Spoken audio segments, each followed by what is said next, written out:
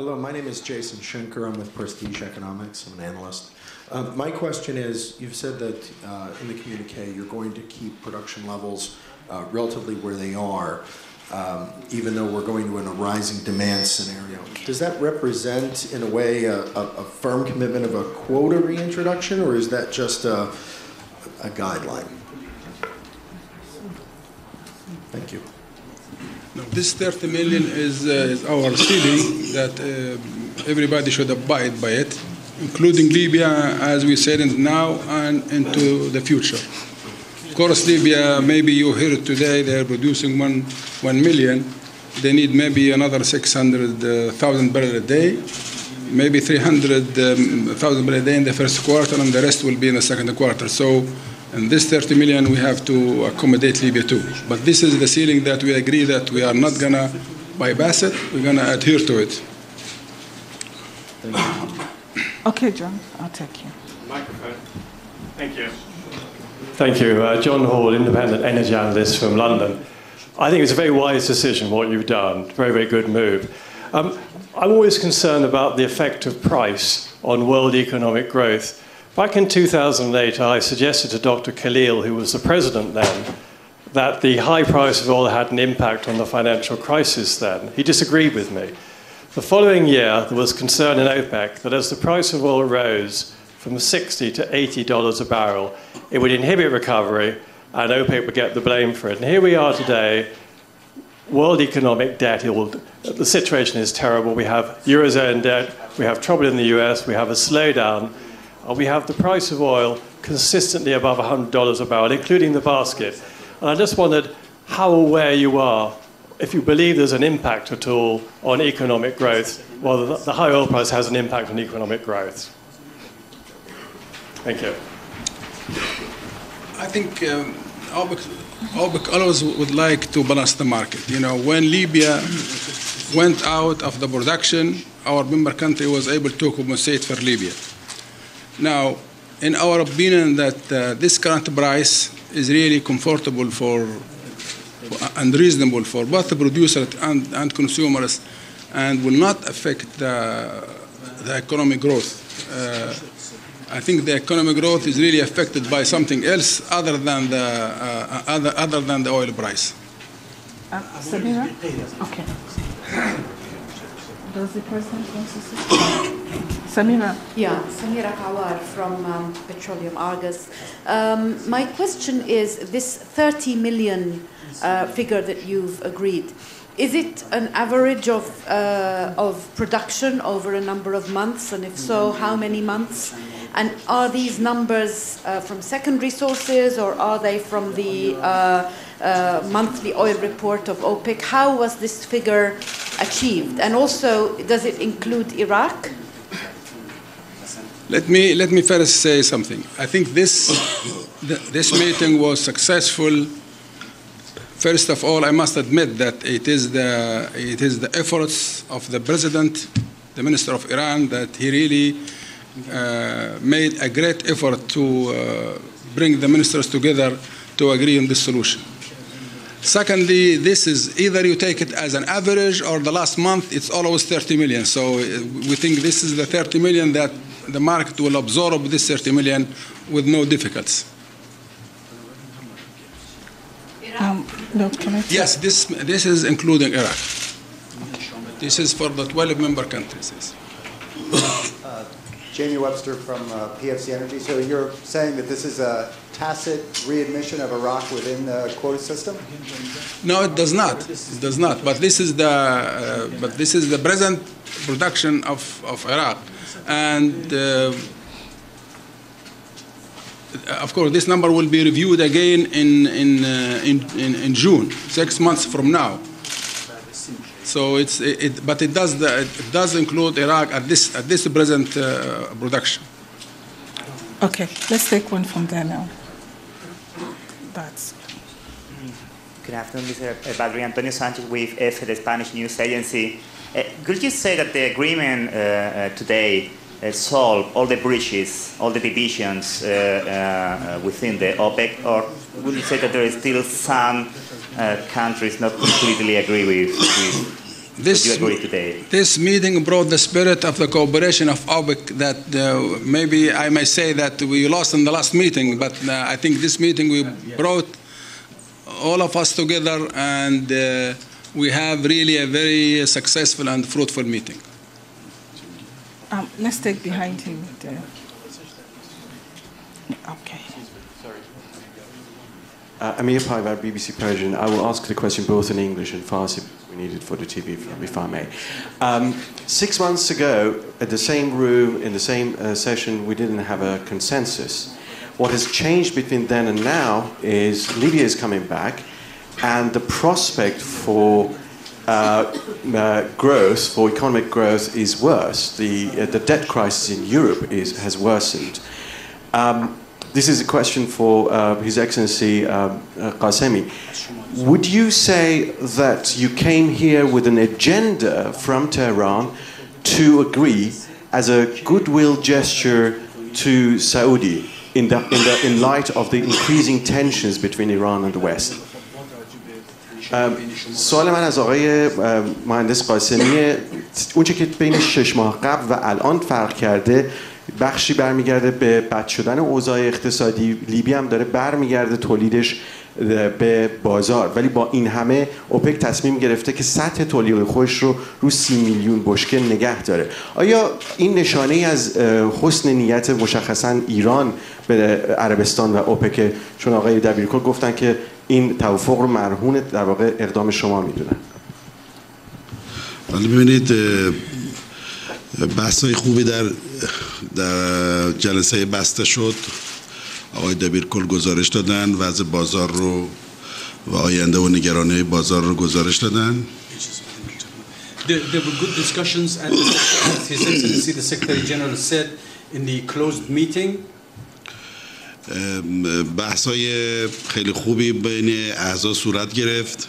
There were discussions, very good discussions among, their excellencies, ministers. با همین موضوعاتی که شما گفتی، با این نگرانی‌هایی که در ارتباط با رشد اقتصاد و بحث‌های یورو و اینها مطرح است، به همین دلیل تصمیم گرفتیم که با کاهش با افزایش آینده لیبی باز هم همین سقف رو نگه داریم. There were, the same concerns that you mentioned. They were also taken into consideration in those discussions, and as a result, we decided to continue with this production level, including Libya. من فکر میکنم این یک بازار خیلی متعادلی است و به همین دلیل قیمت‌های خیلی خوب متعادلی به نظر میرسه. I think the market is well balanced, and the prices are also reasonable. این سقف هم برای تولید کنندگان و هم برای مصرف کنندگان سقف خوبی است. And the ceiling is suitable for both producers and consumers. البته با دوستانمون و از جمله عربستان توافقاتی رو ما قبل از اون مذاکراتی داشتیم. Of course we had discussions, we had coordinations with our friends, especially with Saudi Arabia. که با هم سقف فعلی رو با اتفاق در واقع برای اولین بار بود که کل اعضای اوپک به توافق جمعی رسیدن. And for the first time all members of OPEC reached an agreement to continue with the existing level of production. این هم نتیجه هماهنگی خوب بود که بین وزرا به وجود اومد. As a result of the good coordinations that was made between members of OPEC. Thank you. Grant Smith from Bloomberg News.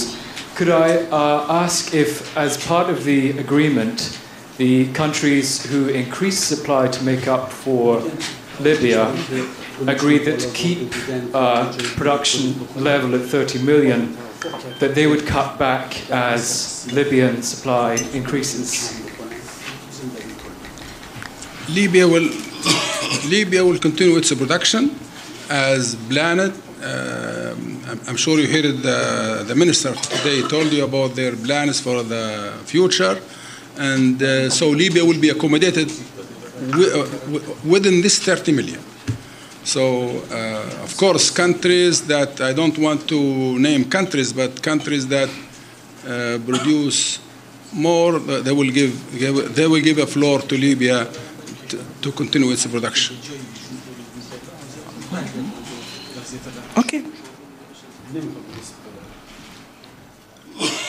Carolyn Schober, CNBC. When do you expect Libya to return to full pre-war production levels? And my second question would be, when exactly and on what basis will you introduce individual quotas again? Thank you.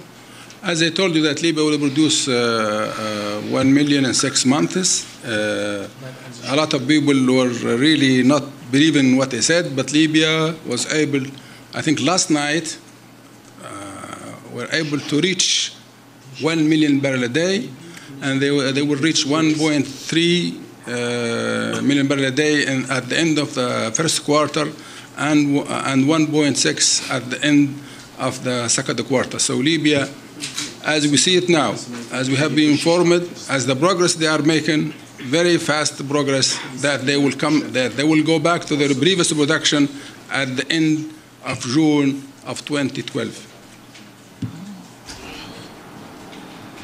Okay, Samira, I'll come to you. Let me take the first timers there. Hi, Brad Al-Qadri from PFC Energy. In terms of going back to this 30 million barrel a day production, is this a new ceiling, a new target for OPEC, or is it just an arbitrary number where production is at this moment in time? No, this is the 30 million because we have one country is out of production. We will go back, we will review this number, I hope, when Libya come back in full production in June. Okay, Samira, I'll take you second time. I just am having difficulty understanding how you are going to stay within the 30 million barrel per day ceiling as Libya's production rises so dramatically, and also Iraq's. Is there no commitment from other members to reduce, to accommodate them?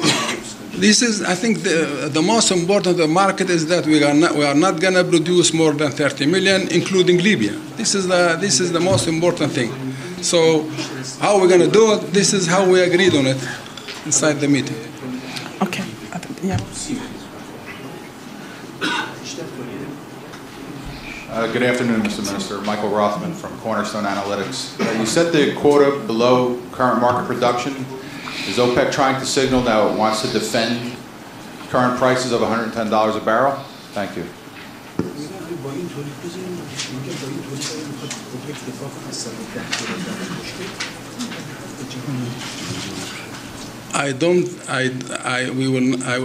We don't want to defend any price. This is our production, and we'll let the market behave as how it sees this decision. Okay, let's take her again from there.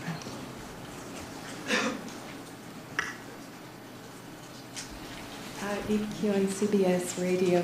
I just wondered if Iran had any worries about the possible embargo against their oil supply.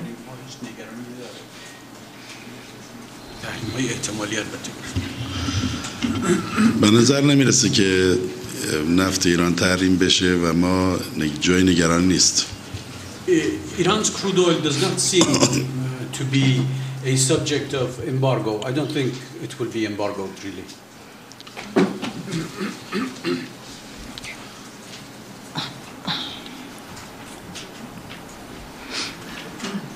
Hi, Yuna Galani from Reuters. Ministers, I wondered if you could be more specific about when exactly you will reinstate individual quotas for individual producers and how long the group is prepared to go without individual quotas. I don't understand the question.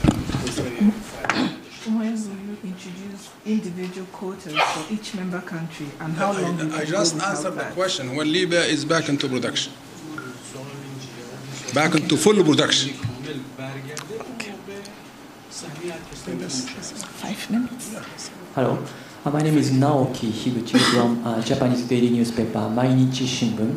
I'm sorry. Let me be clear about the 300 millions target. It's a new target or the ceiling, or I cannot because you have a previous target it's around 248 million barrels per day. So